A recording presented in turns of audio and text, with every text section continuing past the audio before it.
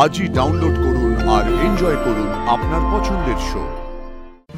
আমি জানতাম স্রোত, তোর চেষ্টা বিফলে যাবে, তাই ভয় হচ্ছিল আমার। বারবার মনে হচ্ছিল তুইও না পুলিশের রেডের মাঝখানে পড়ে যাস।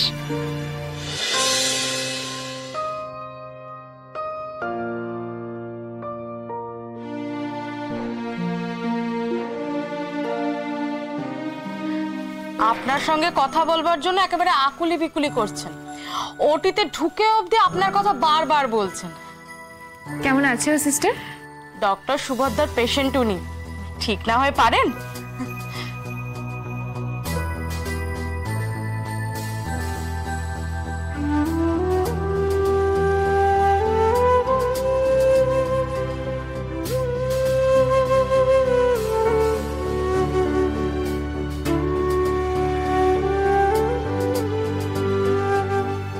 দিদি ভাই,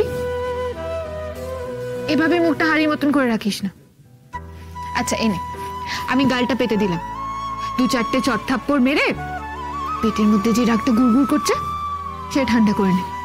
তুই জানিস আমি তোকে মারতে পারবো না, বাড়ির ছোট মেয়ে তো, আদর পেয়ে পেয়ে বাদর হয়ে গেছিস তুই, সবকিছুতে ছাড় পেয়ে যাচ্ছিস তাই না? দিদি ভাই, তোর কাছ থেকে রেহাই পাওয়ার উপায় আছে? তুই তো মিস মার্পেলের বাঙালি ভার্সন, তোর চোখে ফাঁকি দি আমার সাধ্য আছে বল? সিস্টার, আমার দিদি ভাই আমার উপর খুব রেগে আছে, আপনি কাইন্ডলি একটু বাইরে যাবেন, তাহলে কানটান মূলে একটুখানি শাস্তি কমানোর চেষ্টা দেখব। সে কি, আপনার জন্য এতক্ষণ ছটফট করে এখন আপনার দিকেই মোটে তাকাচ্ছে না দেখছি। এটা রাগ নয়, অভিমান বোধহয়। সে অন্য কেস, আপনি বুঝবেন না। প্লিজ সিস্টার, একটু একা ছেড়ে দেবেন? সে দিচ্ছি, কিন্তু বেশি কথা না। এত বড় একটা ওটির পর সেন্স আসতেই উনি প্রচুর বকবক শুরু করেছেন, এখন একটু রেস্ট নিতে হবে। ঠিক আছে।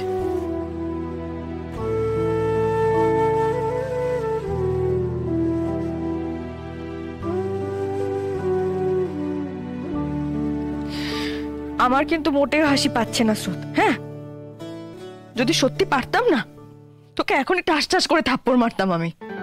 আমি তো গাল পেতেই দিয়েছিলাম, তুই মারলি কই? কেন করলি তুই এটা?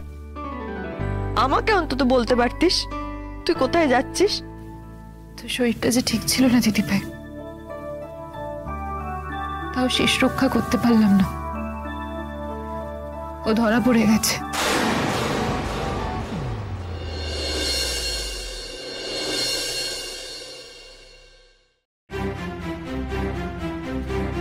এই বোধহয় ভালো হলো, চিরকাল ভুল পথ বেছে নেওয়া মেয়েটা একবার ঠিক পথ বেছেও সমাজের চোখে অপরাধী হয়ে গেল।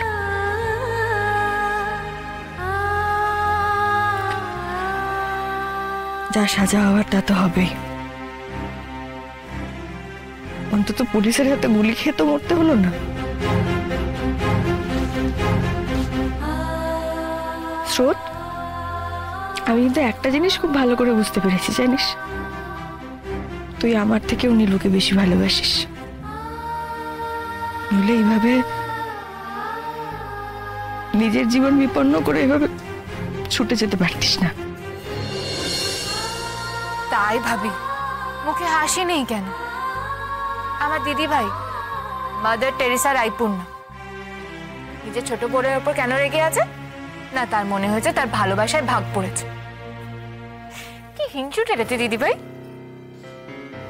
তুই একবার তো অন্তত আমাকে বলে যেতে পারতিস, আমাকেও বললি না। তুই তো প্রমিস করেছিলিস আমাকে, বল আমার কাছ থেকে কিচ্ছু লুকোবি না। তুই এত দূর নীলুর কাছে চলে গেলি কাউকে কিচ্ছু না জানিয়ে। বারবার অবাক হয়ে যাই দিদি, কি করে সবটা বুঝে যাস? অবশ্য আত্রের জন্মদিনের এই বোকা বোকা ঢপটা দিয়ে গেছিলাম, তোর তো সবটা বুঝে যাওয়াটাই স্বাভাবিক। সেটা কারণ না, কারণ আমি তোর বড় দিদি, তাই তোকে জন্মাতে দেখেছি আমি স্রোত, তোর গোটাগুটি চিনি আমি। সেদিনই আমার সন্দেহ হয়েছিল, যেদিন তুই গোটা দলবল নিয়ে আমার বাড়িতে এসেছিলিস পার্টির তদবির করতে, সেদিনই আমার মনে হয়েছিল দিদি ভাই রাত জেগে মস্তি করব। আমি আমার বোনকে চিনি, ওর সাথে তো এই কথাটা যাই না। আমার বারবার মনে হয়েছিল তুই মিথ্যে কথা বলছিস আমায়, কিন্তু কেন বলছিস সেটাই বুঝতে পারছিলাম না। তারপর হঠাৎ মনে হলো তুই আমাকে একবার বলেছিস যদি পারতাম মেজদি ভাইকে একবার হলেও সাবধান করতাম। ব্যাস, ওই কথাটা মনে আসতেই সব খটকা মিটে গেল।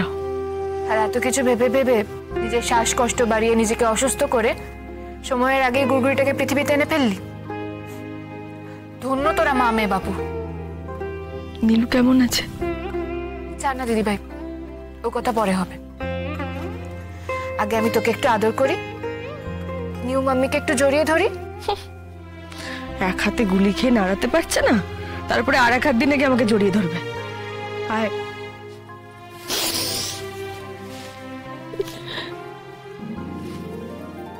Congratulations new mummy. আমি তোকে আশীর্বাদ করি তুই আরো চিন্তামণি হ। আমি কিন্তু সত্যি রেগে আছি খুব তোর উপর স্রোত। সুস্থটা হতে দে একবার, তুই আমাকে দেখ। যা মারবো না তোকে, আমি খুব মারবো। তুই কি ভেবেছিস? জুনিয়র অলরেডি বলে দিয়েছে ও আমার বডিগার্ড হবে। কাচের ভেতর থেকে কেমন পুটপুট করে দেখছিল আমাকে, জানিস পিক করে হেসে হচ্ছে। দিদি ভাই তুই জানিস তুই কতটা উইয়ার্ড লাগছে, তোর এই বিরাট পেটুটা চুপসে গেছে। আমি তো ভেবেছিলাম সারা জীবন তোকে বিরাট পেটুটাকে নিয়েই দেখতে হবে, এখন কেমন খালি খালি লাগছে। তখন তো আমি ছুটতে পারছিলাম না, তাই যা খুশি তাই করে বেরিয়েছিস তুই। এখন আর সেসব হবে না, বলে দিলাম।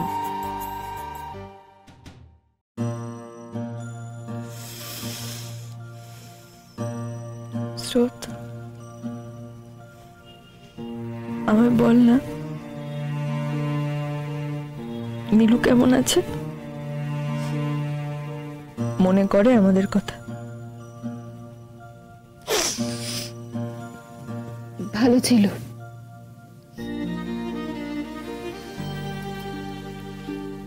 এখন হয়তো আর নেই। ভালো ছিল?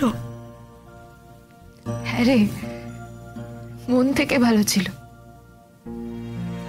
একেবারে অন্যরকম লাগছিল ওকে। আমি জানতাম স্রোত তোর চেষ্টা বিফলে যাবে, তাই ভয় হচ্ছিল আমার। বারবার মনে হচ্ছিল তুইও না পুলিশের রেডের মাঝখানে পড়ে যাস। আজকে পুলিশের রেডের ব্যাপারটা আমি জানতাম,